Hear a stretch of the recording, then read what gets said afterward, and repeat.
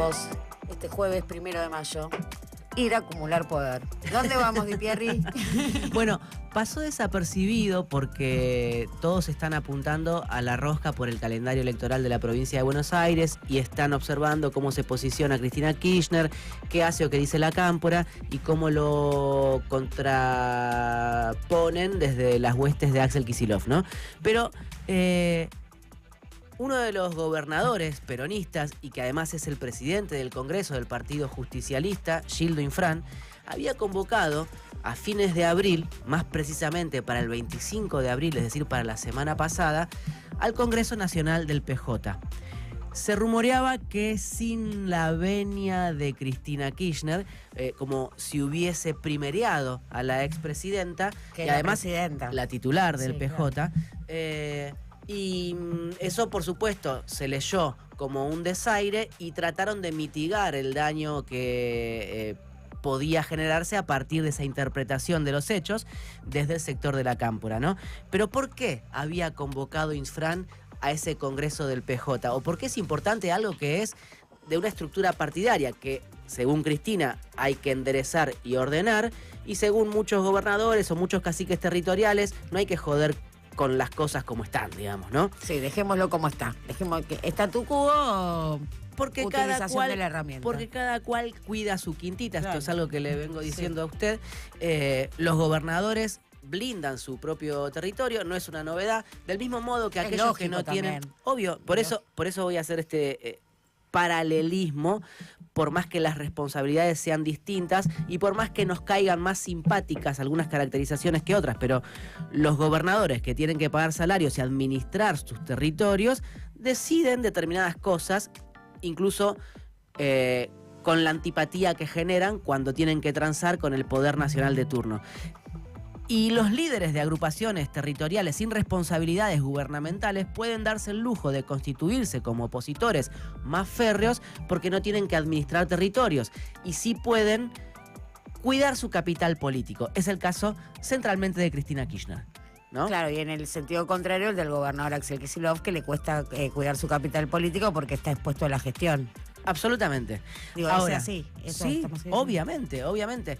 De hecho, lo que destacan los que respaldan a Kicillof es que pese a esa responsabilidad de administrar el territorio más difícil de la República Argentina, lo está haciendo con bastante consistencia ideológica, que es lo que gobernadores como el de Tucumán o Catamarca no cumplen en ningún sentido. O sea, uno puede objetar determinadas líneas Entiendo. de la gobernación bonaerense si quiere, si no las comparte, pero en ningún momento podría empardar la gobernación o la gestión de Kicillof con la de Jaldo o la de Jalil, digamos, ¿no? Ahora, ¿qué pasó con ese congreso del PJ? Bueno, se suspendió a los pocos días, bajo la excusa de las exequias del Papa Francisco. El Papa Francisco falleció el lunes anterior a ese 25 de abril, que se Si no me usaba equivoco, como 22 convocatoria. o 23, ¿no? Claro. Ahí. Entonces, lo que sucedió es que se utilizó como excusa eso para no discutir ¿qué? Para no discutir un acuerdo entre Cristina Kirchner y Axel Kicillof. Los gobernadores peronistas quieren que se llegue a un pacto. Ese pacto, según esos gobernadores, debería contemplar que en las listas bonaerenses exista una mitad que represente a la expresidenta y una mitad que represente al gobernador. Más o menos, grosso modo, porque también hay que contemplar que a dónde pones a Massa, Claro. ¿no? Que tiene otro pedacito del peronismo bonaerense, ¿no? Con el Frente Renovador.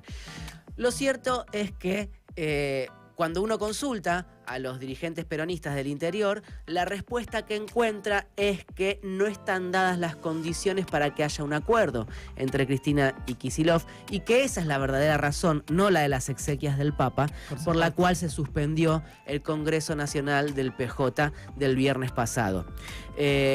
No están dadas las condiciones, quiere decir, que no hay voluntad de repartir las listas en partes más o menos Digo, lo iguales. que tienen que discutir es, bueno, yo el 66, ustedes se quedan con el 34. Sí, pónganlo en términos de no importa porcentajes, quién, ¿no? No o importa como quiera. quién tire el peso de ello, el 50 más 1 y el 49 restante se lo dividen entre ustedes. O sea, el que ejerza o el que quede con el control de la lapicera va a ser el que tenga poder sobre la configuración, sobre la mayor parte de la lista. Digo, Bien, así esa es la discusión. La alusión a la lapicera está bien porque es algo que de manera más cruda viene manifestando Andrés Larroque. Porque escuchamos a uno que decía, esto se resuelve simple, se resuelve. Me das el 66% de la lista y ustedes, Sergio y vos, se reparten en el otro 34%. Bueno, lo que sucede es que... Y listo, ahí de acuerdo. Nos llevamos bárbaro. ¿Qué es lo que manifiestan desde el sector de Larroque? No digo que eso lo esté diciendo directamente Kicillof, pero lo que están señalando es que sucesivamente, desde que Kicillof es gobernador, nunca mojó el pancito en las listas, ¿sí? Que no tiene diputados nacionales, que no tiene diputados provinciales, que el 90% del bloque de senadores peronistas en la legislatura bonaerense pertenecen o están identificados con Cristina Kirchner y la Cámpora. Bueno, entonces lo que reclaman es déjame decidir a mí las listas. Lo que no termino de entender es lo que usted traduce muy bien con el sustantivo lapicera. Lo que no entiendo es cómo se identifican a los propios de Kicillof en el peronismo, ¿no? Digo, ¿cuál es el rasgo distintivo que tienen cuando dice no mojo el pancito? No mojo el pancito. ¿Quiénes son los pancitos de Axel Kicillof? No, el pancito es pero está bien, la figura metafórica. Está bien, pero digo, Larroque, Carly Bianco, su mano derecha, pero más allá de esto, digo, ¿quiénes son los Kicillofistas? Claro, ahí que entraría un Ferraresi. No, porque estas son listas en la legislatura provincial. Estamos, claro, en la legislatura provincial del bloque del peronismo hay una mayoría que responde a la Cámpora, una porción que responde al masismo y una inferior que responde al movimiento Derecho al Futuro, que sería el espacio de Kicillof por excelencia. Los que tienen la insignia del movimiento futuro. ¿Cómo se llama? Movimiento Derecho al Futuro. Con Derecho al Futuro. Bien. Donde se suma ahora Federico Storani. Bueno, no se suma él ahí. En realidad están rosqueando con actores aliados. Ayer, por ejemplo, Kicillof se reunió con los referentes de la Central Obrera de la CGT, en Azopardo. Después de la marcha, para ampliar estos espacios, la cúpula de la CGT lo recibió en Azopardo al gobernador bonaerense. Estuvieron también los referentes de la CTA de los trabajadores y la CTA autónoma, los dos Hugos, Hugo Yasky y Hugo Cachorro Godoy, en esa reunión con Kicillof. Uno supone, por la información que ha ido consiguiendo, que lo que hay es una manifestación del respaldo del movimiento obrero a Kicillof. No un respaldo del movimiento obrero a Kicillof o una búsqueda de renovación, porque el movimiento obrero también está en la búsqueda de la renovación y bueno, es justo Kicillof, pero cualquier cosa para renovar. Digo, que no siga siendo ella. Usted dice que el movimiento obrero quiere que se renueve la conducción del peronismo. Claro. Bueno, digo, apuesta a Kicillof básicamente para ir contra Cristina. Déjeme avanzar un pasito más, ya que me propone ese nivel de interlocución. Y es que, por lo menos en las últimas 48 horas, yo detecté una novedad en la conversación con algunos actores del peronismo. Por un lado, desde el entorno de Cristina Kirchner pusieron en el foco en un detalle de la encuesta brasilera Atlas, ¿sí? Ahí hay un apartadito donde se ve que la imagen positiva de Milei está en 45 puntos y la de Cristina, apenas tuiteando con Che Milei o Che Cristalina, está en 42. Obviamente, imagen positiva no es intención de voto. ¿Cómo siguen? Está bien, pero ¿cómo siguen los...? Luego, 34 puntos de imagen positiva cosecha Kicillof, según esta encuestadora. Ya lejos de los dos primeros puestos. Está a 8 puntos de Cristina y a 11 puntos de Milei. Y más abajo, con 27 puntos, Sergio Massa, que estuvo básicamente una novedad. escondido abajo de una piedra. Cuarto, Sergio Massa. Asesorando fondos de inversión. Tercero, incluso por arriba de Macri. Sí, Macri está hundido. Macri, digo, porque en esa digo, compara también con Macri y compara para abajo. Están por debajo. Increíble que Sergio Massa siga en carrera. Digo, es una pregunta para hacerse. Digo, según Atlas, Sergio Massa está compitiendo. Bueno, eso es lo que resaltan desde el entorno de Cristina y es un detalle a observar. Que desde el entorno de Cristina estén enfocando ese cuadrito de la encuesta indica que prefieren a Massa antes que a Kicillof, ¿no? Por eso enfatizan eso. Che, la que más mide es Cristina Y yo acá en esta radio dije en abril del año pasado, después del acto de Cristina Kirchner con Mayra Mendoza en Quilmes, el 27 de abril del año pasado, dije, Cristina está pensando que esto va a terminar demolido, todo desmoronado, Milei enterrado, y que ella va a ser o va a poder ser candidata a presidenta en el 27. Lo dije en abril del año pasado. Por eso la cámpora dice, bueno, che, la que más imagen positiva tiene dentro del peronismo es ella. Pero si es una elección hay que juntar los votos. Digo, no es peronismo explícito. Digo, la que tiene los votos. Está bien, pero déjeme avanzar en este razonamiento.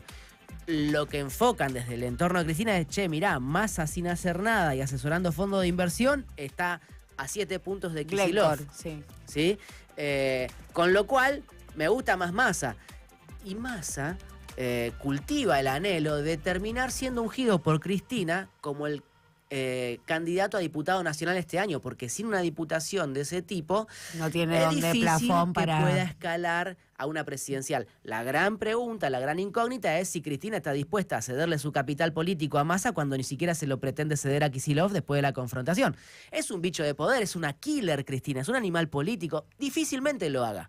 Pero esa es una parte de la novedad que detecto. La otra gran novedad es que los gobernadores están diciendo, justamente, como no hay posibilidad de pactar entre Cristina y Kicillof, no la están viendo, o no está sucediendo, o no están queriendo, están diciendo, che, o se dejan de joder, o vamos con Massa.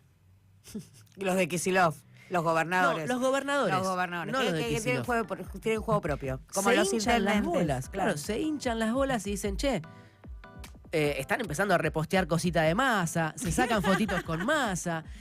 ¿Entiende lo que está pasando? Pero se la jugaron fea también a Massa, algunos. Ni hablar. Jaldo el primero. Jaldo no hizo campaña, por ejemplo, por Massa el año pasado. ¿Se acuerda que yo hace poco le comentaba o le reponía cómo había sido la discusión sobre el adelantamiento, desdoblamiento de las elecciones en 2023? Los gobernadores desdoblan, adelantan, despegan de la nacional, se aseguran su terruño y después no mueven un pelo para la nacional. Porque es guita, además, es guita, es militancia. Y ese es el temor también del kirchnerismo en la provincia de Buenos Aires, con el desdoblamiento de Kicillof. Por eso lo resistían, porque los intendentes pedían ese desdoblamiento para asegurarse sus municipios y después no iban a mover un pelo en la nacional, ¿sí? ¿Se repetiría esa historia? No sé, hay que verlo. Lo cierto es que lo que yo empiezo a detectar es que hay un hartazgo en los caciques del peronismo con esta internita entre Cristina y Kicillof, y algunos empiezan a otear el horizonte y dicen, che, mirá, si no lo resuelven ustedes, lo resolvemos nosotros. No da muestras de cierta madurez de construcción y de empuje y de que se despega y que acumula y qué sé yo. Y bueno, está Massa, que es un bicho de poder también. Esa es una inquietud que en el entorno de Kicillof durante largos meses dijeron, nosotros no queremos ser Alberto. Y por eso apuraron los plazos en la decisión con respecto a Cristina Kirchner, el divorcio o qué cara que salió esa la ruptura de la herencia. Qué cara esa experiencia. Bueno, hay mucho más que decir y la militancia repone con tweets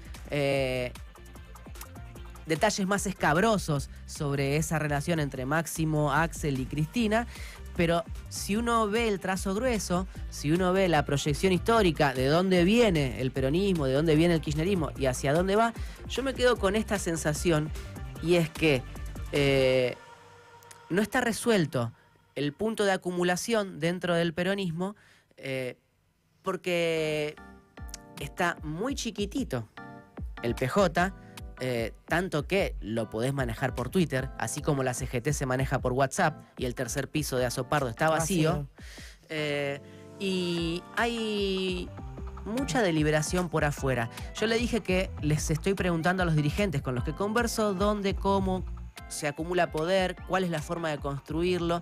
Y hay, por un lado, algunos que son mucho más profundos, y en esa lista pongo tanto a Cristina como a Kicillof respecto de cómo sugieren sus entornos que se acumula poder. En el caso de Cristina dicen siendo oposición a este gobierno que rompe todo en Argentina.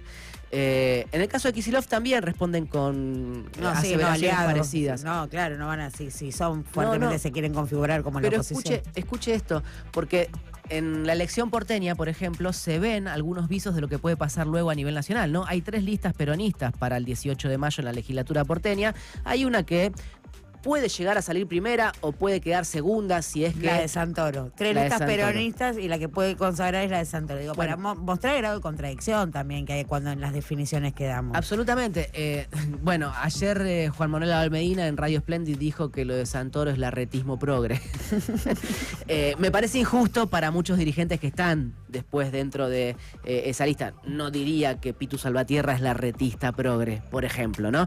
A ver, lo dijo... Sin duda. Lo dijo en términos de provocación, de campaña, Juan Manuel Abalmedina, no me parece hacer hincapié ahí, pero sí es gráfico lo que está pasando. Hay 3 listas peronistas, la de Moreno con Kim, la del Movimiento Evita con Juan Manuel Abalmedina, Carolina Papaleo y Pablo Berkovich, y la de Santoro y compañía, ¿no?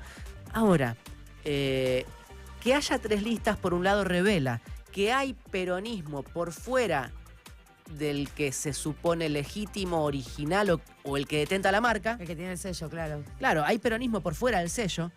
Hay sociedad dispuesta a votar. Así saque 1% Abalmedina. Hay sociedad dispuesta a votar otra cosa dentro del peronismo.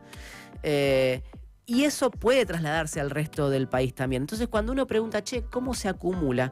Por ejemplo, lo que te pueden responder cerca de Abalmedina o el propio Abalmedina o Berkovich es con la frase de Cristina de 2017 al propio Alejandro Berkovich. ¿Se acuerda cuando en Radio Con Vos, en el programa de la Negra Bernasi, Cristina le dijo a Berkovich, Berco, no te enojes, o déjenlo preguntar a Berco. Vos tenés que votar preguntar a Berco, fue. Vos tenés que votar al peronismo, vos tenés que votar al que incomoda al poder. ¿Sí? Lo que están diciendo Abalmedina, el Movimiento Evita, Berkovich y otros peronistas es... Pablo en ese caso. Claro. Pablo. El peronismo ya no incomoda al poder. Ahora, yo tengo un problema con la palabra incomodidad cuando ¿pero el hablas peronismo de o el acumulación? PJ? Porque me cuesta ahí, cuando hablamos de peronismo no estamos hablando necesariamente del PJ. Bueno, está bien lo que usted sugiere, porque habría que entonces hacer otro triple clic ahí adentro y preguntar si el PJ o los peronismos o el kirchnerismo o la Cámpora o un montón de organizaciones con despliegue territorial y con una militancia abnegada, honesta, entregada a la construcción política, pese a ese esfuerzo y ese sacrificio de tantos pibes y pibas u hombres y mujeres, pese a eso, no es una máquina de gerenciamiento de la política que va dosificando su potencia. ¿Sí? Y en esa administración de la fuerza pierde densidad, pierde capilaridad, pierde profundidad y hasta pierde a la larga legitimidad. Pero saliendo de esto, yo tengo un problema con la palabra incomodidad, ¿no? En esa frase de Cristina, en lo que retoma Pablo Berkovich, en lo que ahora se puede tornar... Hay que votar a quien incomode al poder. ¿Y qué pasa? ¿Por qué le incomoda la incomodidad, Di Pierri? Porque con la incomodidad no alcanza. Con incomodar al poder. ¿Por qué querés incomodar al poder y no construir un poder que le gane al vigente? Que es la gran deuda del kirchnerismo, ¿no? Que discutió con el poder, pero no logró diseñar un modelo de reemplazo. En la propia enunciación hay un problema de esterilidad. Yo te voy a incomodar. Qué canchero que soy. Claro, Yo te voy a incomodar. Te voy a joder un rato. Y me parece que lo que está sucediendo es como una propuesta para sentarse a negociar, te voy a incomodar un rato incluso. Digo, te voy a incomodar, de eso se desprende, no, sentémonos y charlemos. Pero por eso yo observo que los que están pensando dónde está el poder y cómo lo puedo confrontar, no es casualidad, son precisamente, sin diferencias programáticas, Cristina y Kicillof. Y son los que piensan que los fondos de inversión pueden más en este capitalismo tecnofeudal o tecnofinanciero que la democracia. Son conscientes de eso. Entonces, a mí me parece que a la larga o se ordenan los melones o esto tiende cada vez más a la fragmentación. Ay. Confianza.